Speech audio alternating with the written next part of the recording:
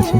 তারপরে তোমরা দেখতেই পাচ্ছ আমার পিছনে সামান্য একটা বিষ্ণুদেবের মূর্তি আছে, কিন্তু এটা মোটেও সামান্য ব্যাপার না। আমি প্রথমে দেখে এরকমই ভেবেছিলাম, কিন্তু পরে যখন আমি বুঝতে পারলাম তো ওটা কী দেখলাম ওখানে, পরে আবার যে ওখানে আমি ভিডিও করতে গেলাম। গুড মর্নিং বন্ধুরা, শুভ সকাল, হর হর মহাদেব। আর আজকের ভিডিওটা কী নিয়ে সেটা তোমরা থাম্বনেল দেখেই বুঝে গেছো। হ্যাঁ, 2 টাকায় 108টা শিব মন্দির দর্শন। তো চলো, আর তাই জন্য বেশি দেরি না করে সকাল সকাল ঝটপট বেরিয়ে গেলাম ট্রেনে করে 108টা শিবলিঙ্গ দেখার জন্য। যে মনে কৌতূহল চলছে কি না বলে বোঝাতে পারবো না বন্ধুরা। 108টা শিবলিঙ্গ, তাও আবার একটা মন্দিরে। আর থাম্বনেল দেখে বুঝে গেছে মাত্র 2 টাকায়। তো ফাইনালি মন্দিরের মধ্যে চলে এসেছি, কিন্তু মন্দিরে ঢুকতে ভিডিওটা করা হয়নি। তো এখানে আমরা 2 টাকার টিকিটটা কেটে নিলাম, আর সাইডে জুতো খুলে আসতে হবে, ওখানে জুতো জমা দিয়ে আমরা মন্দিরে এখন প্রবেশ করব। তো মন্দিরে ঢুকেই আগে করে নিলাম মন্দিরের রাস্তাতে প্রণাম করে, তারপর আমি ঢুকবো। তো এখন মন্দিরে প্রণাম করে আমি ঢুকছি। আর মন্দিরের ভিতরটা পুরো দেখার মতো ছিল। এরকম মন্দির আজ পর্যন্ত আমি কোথাও দেখিনি, এত সুন্দর। আর এখানে আমি তোমাদেরকে দেখাবো মন্দিরের মধ্যে কি কি আছে। তো প্রথমে দেখতে পাচ্ছ একটা নন্দী মহারাজ আছে এখানে বড় করে, তারপর দেখছো শিব ঠাকুর আছে আর 2 দিকে 2টা নন্দী। আর এখানে যে গর্তটা তোমরা দেখতে পাচ্ছ, এখানে সবাই কিন্তু টাকা ফেলে মহাদেবের কাছে যার যেটা মনের ইচ্ছা সবাই চেয়ে নেয়। আর পিছনে এই যে দেখতে পাচ্ছ সামনের দিকে মহাদেব আর 2টা নন্দী। এই যে বড় নন্দীটা এখানে গেটের এখানেই আছে। আর এই যে পুকুরটা দেখতে পাচ্ছ একটা ছোট ডোবার মতো আছে, এখানে সব খুচরো টাকা ফেলে যার যেটা মনের ইচ্ছা মহাদেবের কাছে চায় সেটা সে।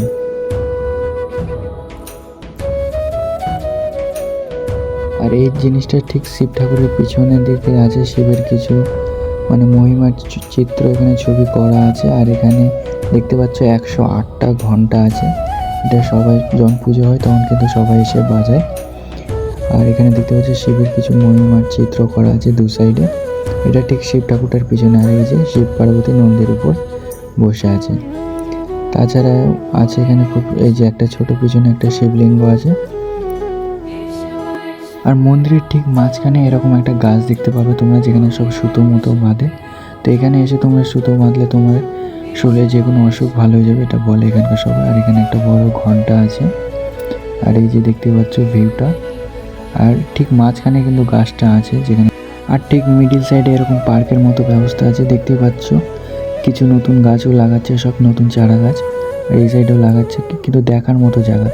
তো তারপরে আবার আমি গেটে চলে আসি এবং ভাবলাম তো এখানে তো আমি ফুল চারা গাছ দেখতে আসিনি, এখানে এসেছি আমি শিব ঠাকুরের শিবলিঙ্গ দর্শন করার জন্য। তো এখানে তোমাদেরকে প্রথমে দেখাবো, প্রথমে একটা ঘরের সামনে যে দেখাচ্ছে এই যে শিবলিঙ্গের, এখানে প্রথমে আমি প্রণাম করে নেবো, তারপর তোমাদেরকে দেখাবো ভিতরে কি আছে। এই যে দেখতেই পাচ্ছ শিবলিঙ্গ। আর এরকম শিবলিঙ্গ প্রত্যেকটা ঘরের মধ্যে আছে এরকম, আর এক একটা ঘরে এক একটা শিবলিঙ্গর আলাদা আলাদা নাম আছে। এখানে 108টা ঘরে 108টা শিবলিঙ্গ আছে। তারপরে ভুলে গেলাম, তো তোমাদেরকে মন্দিরের গেটটা দেখানো হয়নি। তো মন্দিরের গেটটা তোমরা সবাই দেখে নাও। মন্দিরের গেটটাও জাস্ট অসাধারণ ডিজাইন করা, পুরো একদম ঐতিহাসিক ব্যাপার, মনে হচ্ছে না এটা কোনো মানুষের কাজ। দেখে পুরো মুগ্ধ হয়ে যাবে এরকম মন্দির, আমি দেখে তো পুরো ফিদা হয়ে গেছি। তারপরে তোমাদেরকে পুরো মন্দিরটা দেখাবো, যতগুলো গেট আছে পুরো মন্দিরে, যতগুলো গেট, আর প্রত্যেকটা গেটে এক একটা করে এক একটা শিবলিঙ্গের নাম লেখা আছে। কোনোটা যেমন মহাকালেশ্বর, দক্ষিণেশ্বর, নীলকণ্ঠ, মানে এক একটা ঘরের মধ্যে এক একটা শিবলিঙ্গের এক একটা রকম নাম আছে। মহাবিষ্ণু, মানে এক একটা শিবলিঙ্গের এক এক রকম নাম যেটা আছে। 108টা মহাদেবের যে নাম আছে। তো তেমন কিছুই না, আমরা সবাই জানি মহাদেবের 108টা রূপ, আর 108টা রূপের 108টা নাম। তো এখানে প্রত্যেকটা ঘরে মহাদেবের এক একটা নাম দেওয়া আছে, আর এক একটা করে শিবলিঙ্গ করা আছে। তারপরে তোমরা দেখতেই পাচ্ছ আমার পিছনে সামান্য একটা বিষ্ণুদেবের মূর্তি আছে, কিন্তু এটা মোটেও সামান্য ব্যাপার না। আমি প্রথমে দেখে এরকমই ভেবেছিলাম, কিন্তু পরে যখন আমি বুঝতে পারলাম তো ওটা কী দেখলাম ওখানে, পরে আবার যে ওখানে আমি ভিডিও করতে গেলাম। প্রথমে তো ওখান থেকে আমি চলে আসলাম, তো কী হলো তারপরে আমার জানি না কেন মনে হলো তো ওখানে কিছু দেখলাম। ভিডিও যখন আমি পরে এসে ভিডিওটা যখন ওপেন করি তো ওখানে কী দেখলাম, তো চলো দেখাচ্ছি। তো এই যে বন্ধুরা তোমরা দেখতে পাচ্ছ এটা কি, এটা হচ্ছে নীল পদ্ম, যেটা আমরা রামায়ণ মহাভারতে পড়ে এসেছি, সেই নীল পদ্ম। আমি তো আমার চোখে প্রথমবার দেখছি নীল পদ্ম। এতদিন খালি বইয়ে, রামায়ণে, মহাভারতে, টিভিতে শুধু দেখে এসেছি নীল পদ্ম। আর আজকে এখানে দেখছি বিষ্ণুদেবের মূর্তির নিচে ঠিক একদম নীল পদ্ম ধরে আছে। দেখে তো পুরো মনটা জুড়িয়ে গেল।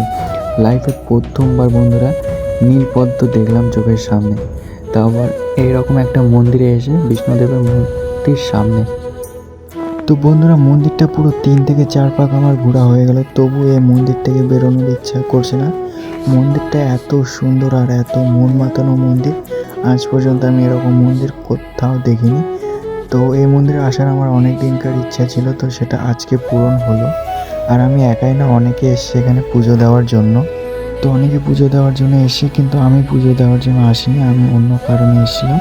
তো এই মন্দিরে আমি হট করে আজকে আমার মনের ইচ্ছাটা পূরণ হলো এই মন্দিরে এসে। আর মন্দিরটাও সত্যি অনেক সুন্দর। তোমরা যদি এসে দেখতে চাও তো এই মন্দিরটাতে অবশ্যই আসতে পারো। আমার তো এই মন্দিরটা অনেক ভালো লেগেছে, তোমরা চাইলেও আসতে পারো।